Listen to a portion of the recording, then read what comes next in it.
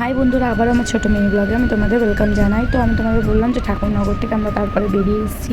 এটা হলো পার্ট 3। তো ঠাকুরনগর থেকে বেরিয়ে এসে আমি কোথায় এসেছি আমি তোমাদের ভিডিওতে নিশ্চয়ই দেখাবো। তার জন্য স্লিপ না করে তোমাদের শেষ পর্যন্ত আমার সাথে ভিডিওতে থাকতে হবে। তো যাই হোক বন্ধুরা, আমরা চলে এসেছিলাম, আমরা 4 জন চলে এসেছিলাম হইচই ক্যাফেতে। তো এই ক্যাফেটা ছিল ঠিক বলতে পারবো না, এটা হলো ঠাকুরনগরের সাইডেই ছিল এই ক্যাফেটা।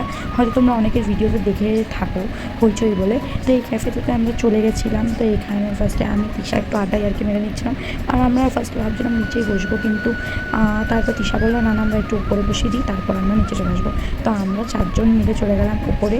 উপরে গিয়ে আমরা কোথায় অর্ডার দেবো না দেবো সেটা আমরা বুঝতে পারছিলাম না, কারণ নিচেও একটা মানে জায়গা ছিল যেখানে অর্ডার দেওয়া যায়। তো আমরা উপরে গিয়েই আগে বসলাম, বসে রাজ এবং প্রীতমদা দুইজনে মিলে অর্ডার দিয়ে আসলো। কী অর্ডার দেবে না দেবে আমাদের বলেনি। তো বন্ধু এখান থেকে ওরা অর্ডার দিয়েছিল ফিশ ফিঙ্গার, এবং আমি চিকেন পকোড়া খেতে পছন্দ করি, কিন্তু তো চিকেন পকোড়া ছিল না। তো ওরা ফিশ ফিঙ্গার এবং ফিশ ফ্রাই নিয়ে নিয়েছিল। তো আমরা সবাই মিলে ওইটা খেয়ে নিয়েছিলাম। তো বেশিটা খাইনি, কারণ মোগলাই খেয়ে আমাদের মানে যা দশা হয়েছিল। তারপরে আমরা ক্যাফেতে এসেই বাধ্যতামূলক খেতে বাধ্য হলাম, কারণ বাড়ি গিয়ে তো আর খাওয়া সম্ভব না। আর এখান থেকে ফ্রাই মোমো নিয়ে দেখো তিশা এবং রাজের মধ্যে বিশাল গণ্ডগোল। দুজনই মানে বাচ্চা হয়ে গেছিলো।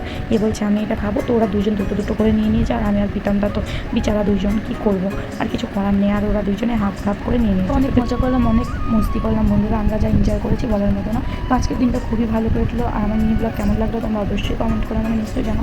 আর এখন কী করবো, আমরা যে যার দিকে চলে গেলাম, ওরা বাড়ির দিকে চলে গেলো। আর আমাকে রাজ বারবার ছাড়তে আসলো, আমার শরীরটা ভালো লাগছিল না। কী করবো, এতটা মানে সত্যি কথা বলতে মোগলাইটা খেয়ে এতটাই শরীর খারাপ হয়ে গেছিলো। তো তার রাজ বললো চলো তুমি আজকে একটু গাড়ি চালাও। তো এখান থেকে দেখো আমি একটু শিখছিলাম। তো আমার লাইফে ফার্স্ট গাড়ি শেখা, যদি একটুখানিকেও আমি শিখে থাকি বা চেষ্টা করে থাকি, সম্পূর্ণই রাজ আমাকে শিখিয়েছে। আমার এত ভালো লাগে গাড়ি চালাতে, কিন্তু ভয়ও লাগে। আর এটা কিন্তু মেন রোডে চালাচ্ছিলাম, এমন না যে না খালি রাস্তায়, তো মেন রোডে চালাচ্ছিলাম, ও আমাকে সাপোর্ট দিচ্ছিল। আর আমার কিন্তু গাড়ি চালাতে সত্যি ভালো লাগে। আর কারা কারা প্রথমবার এরকম গাড়ি চালিয়েছো আমাকে নিশ্চয়ই কমেন্ট করে জানো। আমি তো প্রথমবার চালাচ্ছি, আর আগের দিন চালিয়েছি ট্রাই করেছি, আর এই যে দ্বিতীয়বার। তো চলো বন্ধুরা, ভালো থেকো, সুস্থ থেকো। আবার তোমাদের সাথে পরের ভিডিওতে নেক্সট ভিডিওতে দেখা হবে। তো